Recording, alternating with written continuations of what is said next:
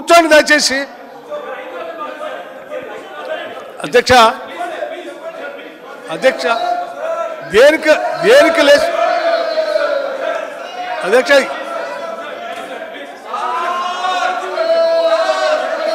వారు మాట్లాడే అల్లరితోనే అర్థం అవుతా ఉంది. వీళ్ళకి రిజర్వేషన్ పాస్ చేయటం ఇష్టం లేదు, తెలంగాణ ప్రయోజనాల కోసం కొట్లాడటం ఇష్టం లేదు, వాళ్ళకి రాజకీయ ప్రయోజనాలే ముఖ్యంగా కనిపిస్తా ఉన్నాయి.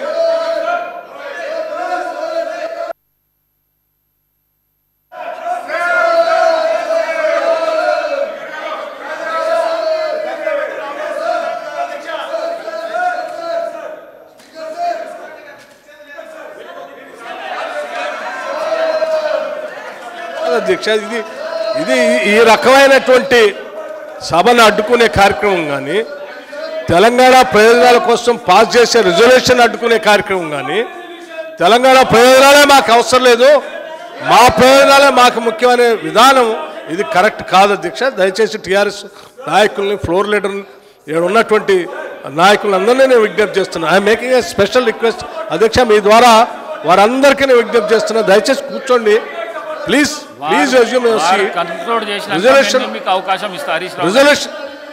రిజల్యూషన్ గురించి నేను ఒక చిన్న రిక్వెస్ట్ చేసేది ఉంది, దయచేసి కూర్చోండి, తర్వాత మాట్లాడుతుంది. ఈ బిజినెస్ ముఖ్యం కదా.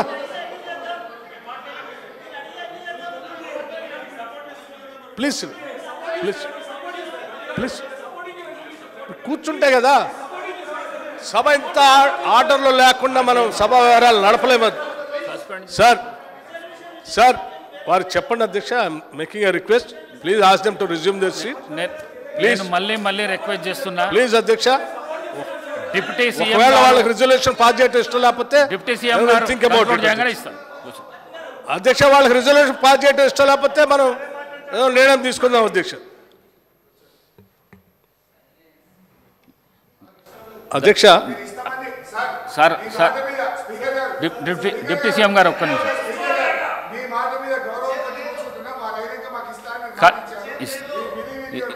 ఇస్తా. కానీ మీరు ఏదైతే ప్రాక్టీస్ చేస్తున్నారో హాల్లో అది మంచి పద్ధతి కాదు. మీరు ఒక్కొక్కరు మీరు 5 సార్లు ఎమ్మెల్యే గెలిచినారు, సీనియర్ శాసనసభ్యులు, మంత్రులు, మీ కొత్త వారికి ఏం నేర్పిస్తున్నట్టు, కొత్త శాసనసభ్యులకు ఏం నేర్పిస్తున్నట్టు? కౌశిక్ రెడ్డిని మీరు ముంగల పెట్టి అర్పిస్తున్నారు. పాపం ఆయన హార్ట్ అటాక్ వచ్చి ఏమన్నా అయిపోతే ఏమవుతాడు ఆయన? దయచేసి ప్లీజ్ కూర్చోండి. డిప్యూటీ సీఎం గారు. అధ్యక్ష